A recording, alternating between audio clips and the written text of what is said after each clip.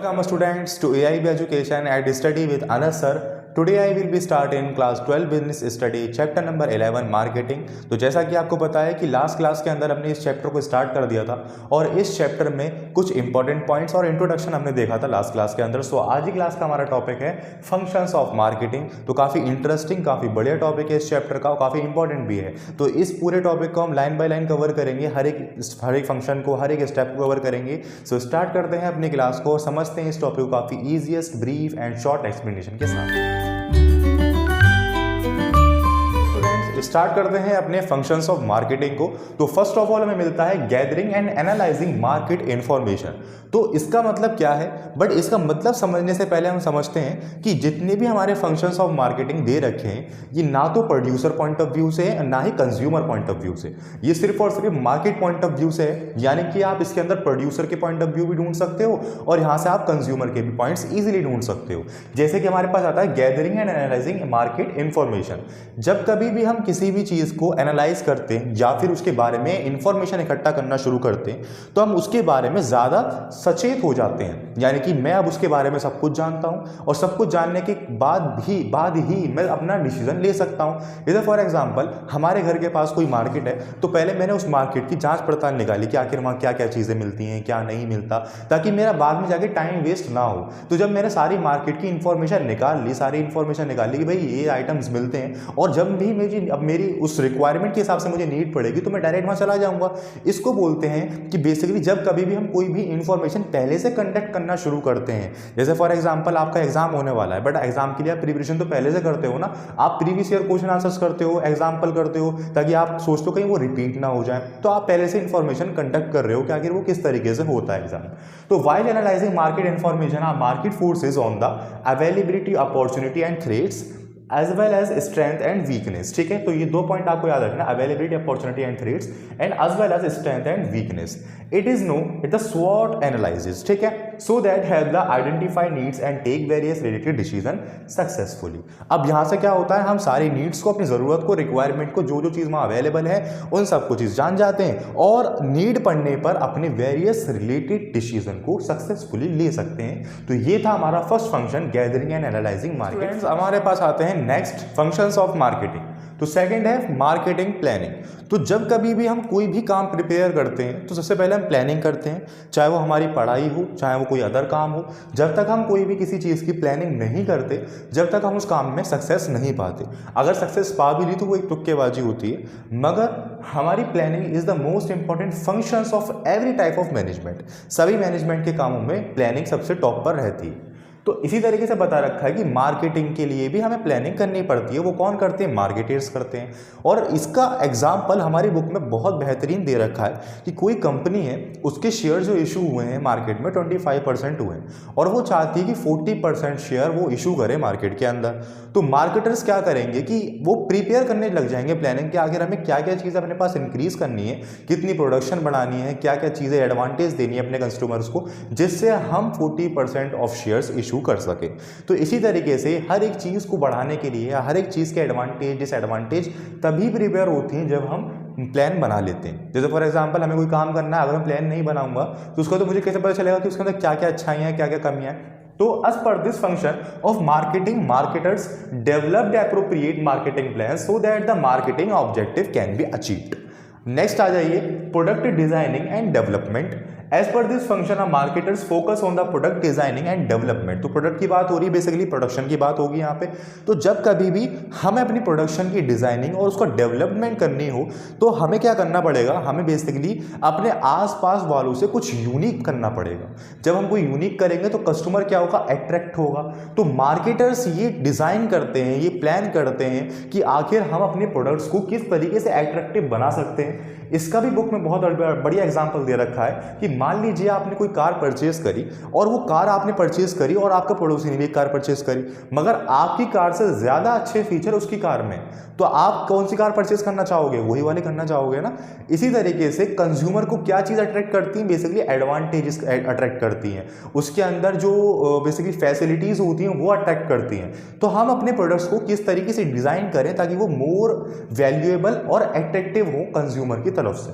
तो as per this function a marketer focus on the product designing and development so that product can be made attractive to the target customers. A good design can improve performance of a product and also get it competitive advantage।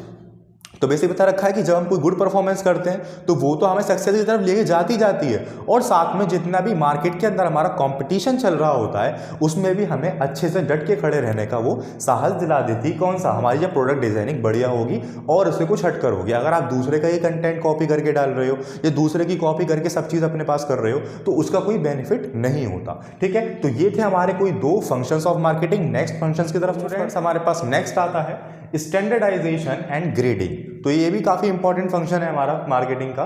तो as पर standardisation इसका मतलब समझते हैं तो आपको standard नाम सुनते ही ये समझ में आ जाना चाहिए कि जो हमने चैप्टर पढ़ा था कंट्रोलिंग का, तो बेसिकली जो हम स्टैंडर्ड रखते हैं उसके मुताबिक हम काम कर रहे हैं या नहीं कर रहे। तो हम कंट्रोलिंग के अंदर वो एनालाइजिंग और करेक्शन वगैरह सबका काम हम करते हैं। तो जो हमने स्टैंडर्ड रखा है उसके मुताबिक हम कितना आउटपुट निकाल पा रहे हैं, हमारी डेविएशन पॉजिटिव में आ रही है, नेगेटिव में आ रही है, ज़ीरो आ रही है, तो उन सभी चीज़ों का मार्केटर्स जो हैं वो ध्यान रखते हैं कि जो हमने स्टैंडर्ड रखा है कि उसी के हिसाब से प्रोडक्शन होना चाहिए, उससे ज़्यादा हो जाए उससे कम ना हो पाए। ठीक है, तो as per function of marketing marketers focus on the pre determined specification of goods to be produced so that in uniformity and consistency about in the output can be achieved. इसी तरीके से इस पे आ जाइए as per the grading. Grading का मतलब क्या होता है? अगर आपने देखा हो तो बेसिकली आप एक सब्जी भी लेने जाओगे तो वहाँ पे दोनों तरफ फल जो हैं वो सेम रखे हुए हैं, इधर भी सेब रखे हैं इधर भी सेब रखे हैं, बट वो कहेगा कि इधर वाले सेब 60 रुपये किलो हैं, इधर वाले सेब 100 रुपये किलो हैं। ऐसा क्यों कह रहा है वो?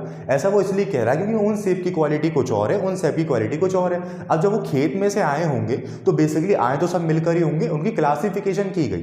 तो यहाँ पे ग्रेडिंग में हम करते हैं अपने प्रोडक्ट्स की क्लासिफिकेशन उनकी साइज, उनकी क्वालिटी और उनकी प्राइस के मुताबिक। प्राइस तो बेसिकली साइज और क्वालिटी के बेस पे ही बनता है, तो हम यहाँ पे क्लासिफिकेशन कर देते हैं उसकी इंपॉर्टेंस के मुताबिक, और उसकी इंपॉर्टेंस के मुताबिक हम क्लासिफिकेशन कर देते हैं तो उसी हिसाब से उसका प्राइस होता है। तो as per this function of marketers focus on the classification of the product into different groups on the basis of some its important features such as quality, size etcetera. तो इसी के साथ हमारा ये भी फंक्शन फिनिश। स्टूडेंट्स अब हम move करते हैं अपने नेक्स्ट फंक्शन की तरफ। तो अब आता है हमारे पास पैकेजिंग एंड लेबलिंग। तो पैकेजिंग का मतलब क्या होता है कि बेसिकली जिस भी पैकेट के अंदर हमारा प्रोडक्ट आए, जैसे कि अगर आप देखो तो चिप्स हुए या फिर कोई भी शेवर हुआ, कोई भी अलग चीज़ हुई, कोई भी प्रोडक्ट हुआ, तो वो पैकेजिंग के अंदर ज़रूर आता है। इससे हमारे प्रोडक्ट की प्रोटेक्शन भी रहती है और अल्टीमेटली क्या चीज़ें होती हैं, लेबलिंग, यानी हम उसमें देख सकते हैं कि इसका प्राइस क्या है, ये कब बना है, कब एक्सपायर डेट है, तो काफ़ी सारी चीज़ें हमें देखने को मिल जाती हैं। As per this function of marketing marketers focus on the designing and developing the package for the product and also the label which is to be put on the package। तो बेसिकली आपने एक बात सुनी होगी, जो दिखता है, जो चमकता है वही बिकता है। तो बेसिकली जब हमारे प्रोडक्ट को तो अंदर से कोई नहीं देख रहा, जब उसका पैकेट ही जेन्युइन तरीके से डिजाइन होगा तो सभी लोग क्या होंगे, उस पर अट्रैक्ट होंगे कि यार हाँ ये बढ़िया चीज़ लग रही है, इसे खरीदो। तो इसी तरीके से जितना काम हम प्रोडक्ट पे करते हैं उतना ही काम हमें प्रोडक्ट के पैकेज पे भी करना पड़ता है, उसकी लेबलिंग पे भी करना पड़ता है, तभी हमारी जो मार्केटिंग है वो उत्थान पे जाती है। तो अब हमारे पास आता है ब्रांडिंग। तो जितना काम हम पैकेजिंग पे कर रहे हैं, लेबलिंग पे कर रहे हैं, उतना ही ज़्यादा काम हमारा किस पे होता है, ब्रांडिंग पे भी होता है। अगर आप मार्केट में देखो तो आपको एक ही प्रोडक्ट कई सारी चीज़ों में दिखेगा, चाहे वो कंप्यूटर हो, चाहे वो कुर्सियाँ हो, चाहे वो चावल हो, आटा हो, भाई हैं तो सब चीज़ें एक ही, मगर उनकी कंपनीज अलग अलग हैं। जैसे कि आपकी बुक में एग्जांपल दे रखा होगा फैन का, ऊषा फैन होता है ना, और भी कई सारे जैसे कुर्सियाँ होती हैं, एक्सेलेंट की होती है, टाइटेनियम की होती है, अलग अलग टाइप्स ऑफ कंपनीज हैं। तो वो कंपनी है, हम उस कंपनी की गुडविल, हम उस कंपनी की लॉयल्टी और उस कंपनी की क्वालिटी के बेस पर उस प्रोडक्ट की क्वालिटी को डिज़ाइन करते हैं। जैसे कि हम देखेंगे भाई ऊषा के फैन सबसे अच्छे हैं, ऊषा के फैन ही खरीदो, या फिर एलजी की चीज़ें खरीदो, या फिर कंप्यूटर डेल का खरीदो। इस तरीके से जो उसकी पैकेजिंग है, उसकी ब्रांडिंग है, उसी के मुताबिक हम क्या करते हैं, अपनी प्रोडक्ट को फाइनल करते हैं। तो as per this function of marketing marketers focus on the branding decision which helps in product differentiation and helps in the building customers loyalty and the promotion, its sale. तो basically ये सब चीज़ें हमारी होती हैं जिसके अंदर हम ब्रांडिंग करते हैं, और branding as a faithful and competition differentiation, यानी औरों के प्रोडक्ट से जो हमें अलग हटके बनाया उसको ब्रांडिंग बोला जाता है। हमारे पास आते हैं कस्टमर सपोर्ट सर्विस। तो कस्टमर सपोर्ट सर्विस क्या है?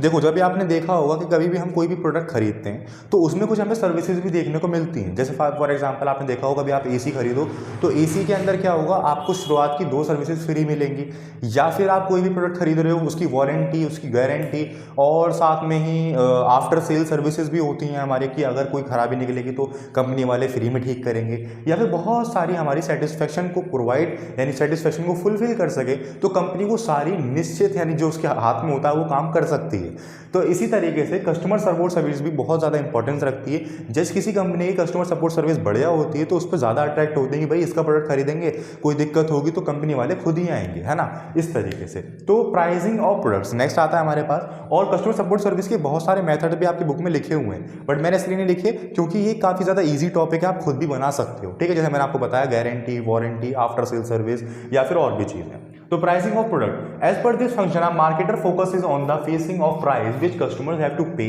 Obtain a product. अब यहाँ से क्या होता है, बेसिकली प्रोडक्ट का प्राइस डिजाइन होता है, और ये आप याद रखो, यहाँ से लेकर यहाँ तक की जो लाइन है ना, ये मार्केटर्स की, ये सिंपल लाइन है, कॉमन लाइन है, हर एक फंक्शन में रिपीट हो रही है। तो आगे से मैं अब ये लाइन लिखूंगा नहीं, तो आप याद रखिएगा, अपने नोट्स के अंदर ये जोड़ते हुए चलिएगा, ठीक है। तो प्राइसिंग ऑफ प्रोडक्ट्स यानी कि अब हमारे प्रोडक्ट का प्राइस सेट होता है कि देखो, मान लीजिए अगर ये मार्कर भी बन रहा है तो इस मार्कर को लगाने में इसकी कॉस्ट कितनी आ रही है, इसमें लेबर कॉस्ट कितनी लग रही है, इलेक्ट्रिसिटी कितनी लग रही है, तो हमारा कॉस्ट अकाउंटेंट सभी काम करता है। तो कॉस्ट अकाउंटेंट अल्टीमेटली सभी कॉस्ट निकाल कर हमारा प्राइस, हमारा प्रॉफिट ऐड कर और जो आगे बिकने वाला है सामान, यानी रिटेलर भी ऐड कर सके, होलसेलर भी ऐड कर सके, उन सभी के प्राइस के मुताबिक इसका प्राइस इस पर छाप के दे देता है। तो यहाँ पता रखा है कि अल्टीमेटली जब हमारे किसी प्राइस का प्राइस लो, किसी प्रोडक्ट का हमारा प्राइस लो होगा, उसकी डिमांड बढ़ने लगेगी। डिमांड घटेगी कब? जब उसका प्राइस हाई होता चला जाएगा, ठीक है। जैसे मान लीजिए आज कॉफ़ी कितने रुपए की हो रही? कॉफ़ी 100 रुपए की। एग्जाम्पल के तौर पे कॉफ़ी 100 रुपए की है, चाय 50 रुपए की है, तो जो कॉफ़ी पीने वाले लोग हैं वो चाय पे आ जाएंगे।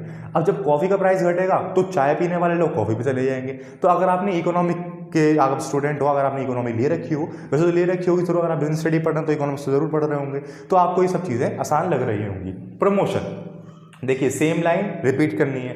The important method to promotion are advertising, personal selling, publicity and sale promotion. तो प्रमोशन का भी काम सबसे ज़्यादा इंपॉर्टेंट होता है। जब आप अपने प्रोडक्ट के बारे में किसी को बताओगे नहीं तो पता कैसे चलेगा? तो हम एडवर्टीजमेंट करते हैं, हम पैम्पलेट्स बनवाते हैं, हम टेम्पलेट बनवाते हैं, बोर्ड बनवाते हैं, तो बहुत सारी चीज़ें होती हैं जिससे हम अपने प्रोडक्ट को मार्केट लोगों के बीच में रख सकें कि भाई हम भी हैं, ठीक है। तो वो प्रमोशन से पॉसिबल। फ्रेंड्स, अब हम मूव करते हैं फाइनली अपने सबसे लास्ट के फंक्शंस की तरफ। तो हमारे पास आता है फिजिकल डिस्ट्रीब्यूशन।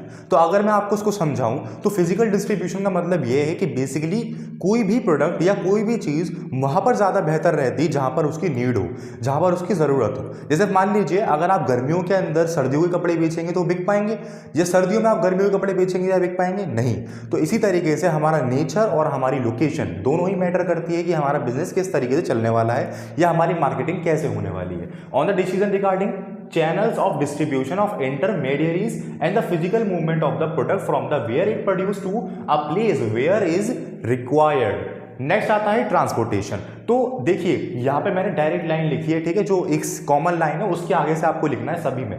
तो हैज टू डिसाइड, ट्रांसपोर्टेशन बता रहा हूँ, has to decide the about the mode of transportation after the considering factor like nature of the products, location of the target market and the cost of transportation. इसका मतलब ये है कि जब हमने फिजिकल डिस्ट्रीब्यूशन कर लिया कि भाई हम अपने प्रोडक्ट्स इस जगह पे बेचेंगे, तो अब हमें ध्यान रखना है कि हम अपना ट्रांसपोर्टेशन कैसे करें, ट्रांसपोर्टेशन का मार्ग क्या है, क्योंकि फैक्ट्रीज भी वहाँ लगाई जाती हैं जहाँ पे ट्रांसपोर्टेशन बेटर वे में हो, ताकि ट्रक्स आ सकें, ट्रक्स जा सकें। तो यहाँ पे ट्रांसपोर्टेशन का हम काम डिसाइड करते हैं हमारे मार्केटर्स। अब नेक्स्ट आता है स्टोरेज एंड वेयर हाउसिंग। अब आप कहोगे सर ने ये लिखा ही नहीं, ये मैंने इसलिए नहीं लिखा क्योंकि आपको इसकी डेफिनेशन खुद बनानी है। तो स्टोरेज एंड वेयर हाउसिंग का मतलब बेसिकली ये है कि बेसिकली हमारी जो प्रोडक्शन है, हमारी ट्रेडिंग है, उसको एक स्मूथली रन करने में काफ़ी ज़्यादा हेल्प करता है। जैसे मान लीजिए आपने गेहूँ उगाया 1 कुंटल, तो 1 कुंटल ज़रूर थोड़ी एक बार में बिक जाए, उसको स्टोर रखने के लिए भी आपको कहीं ना कहीं जगह का इंतजाम करना पड़ेगा, ताकि कहीं भी आपके पास कोई प्रोडक्ट आ जाए, यानी वो प्रोड्यूसर आ जाए कि हमें भाई इतना खरीदना है, तो आप आप डायरेक्टली बेच सको। अदरवाइज आपके पास स्टोरेज या वेयर हाउसिंग की फैसिलिटी नहीं होगी तो आपको औने पौने दामों अपना काम करना पड़ेगा। तो इसीलिए स्टोरेज एंड वेयर हाउसिंग यही बहुत इंपॉर्टेंस रखता है हमारे मार्केटिंग के अंदर। सो आई होप आपकी सभी फंक्शंस अच्छे से क्लियर हुए होंगे। इसी के साथ हमारे सारे फंक्शंस ऑफ मार्केटिंग भी फिनिश होते हैं। तो अगर कोई डाउट हो आपको किसी भी पॉइंट में या किसी भी टॉपिक में तो आप मुझे जरूर बताएं। अदरवाइज मिलते हैं नेक्स्ट क्लास की वीडियो में और कंटिन्यू करेंगे अपने इस चैप्टर को और समझेंगे कि what is philosophy of market. Thank you.